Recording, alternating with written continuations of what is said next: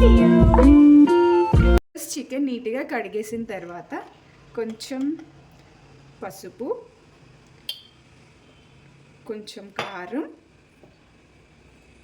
కొద్దిగా గరం మసాలా వేసుకుని కర్డ్ కూడా వేసుకోండి, మంచిగా మ్యారినేట్ అవుతుంది.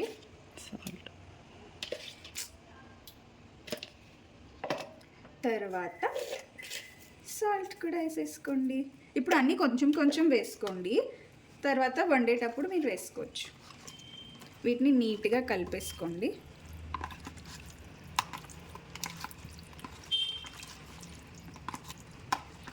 అంతే, ఇలా నీట్గా కలిపేసుకొని దీన్ని ఒక 20 minutes పక్కన పెట్టేసుకుందాం. మిక్సీ పట్టేసుకుందాం. అల్లం, వెల్లుల్లి, 2 మిరపకాయలు, 2 వేస్తున్నాను, కారం ఎక్కువైపోతుందేమో అని.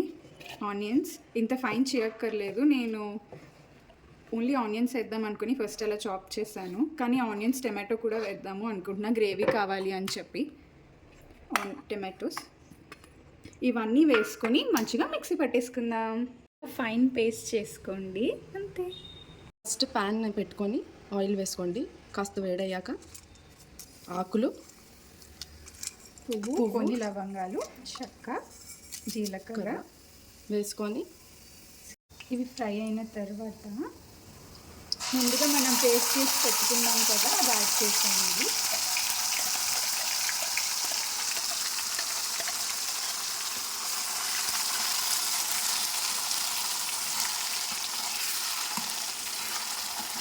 స్మెల్ అయితే భలే వస్తుంది.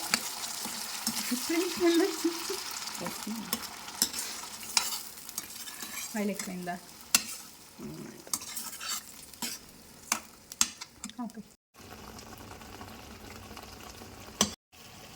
కొంచెం సాల్ట్ వేస్తున్నాను, ఆల్రెడీ మనం చికెన్లో వేసాం కాబట్టి అన్నీ కొంచెమే వేస్తున్నాను, తర్వాత అన్నీ చూసుకొని వేయచ్చు.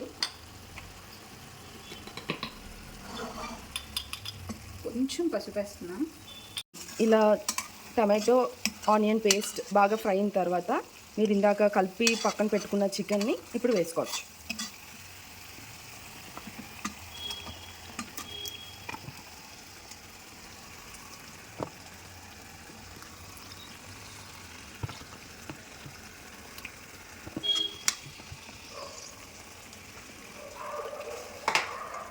చికెన్ మంచిగా కలిపి లిడ్ పెట్టి ఉంచేస్తే ఆటోమేటిక్గా చికెన్లోంచి కొంచెం వాటర్ వచ్చి మంచిగా కుక్ అవుతుంది. మీకు ఎక్కువ గ్రేవీ కావాలి, ఇంకా పీస్ బాగా ఉడకాలి అంటే కొంచెం వాటర్ యాడ్ చేసుకోండి. అంతే, వాటర్ యాడ్ చేసుకొని మళ్ళీ కొంచెం సిమ్లో పెట్టండి.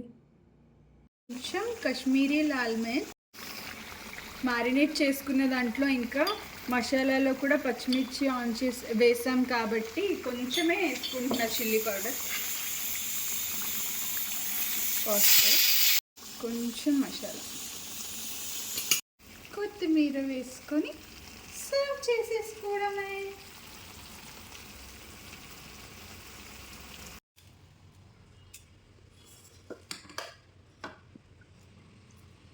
కొంచెం వేసుకుందాం.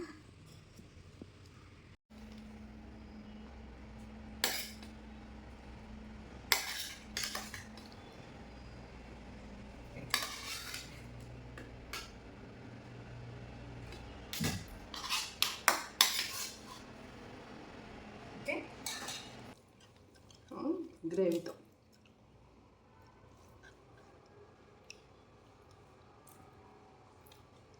బాగుందా? ఇంకా గ్రేవీతో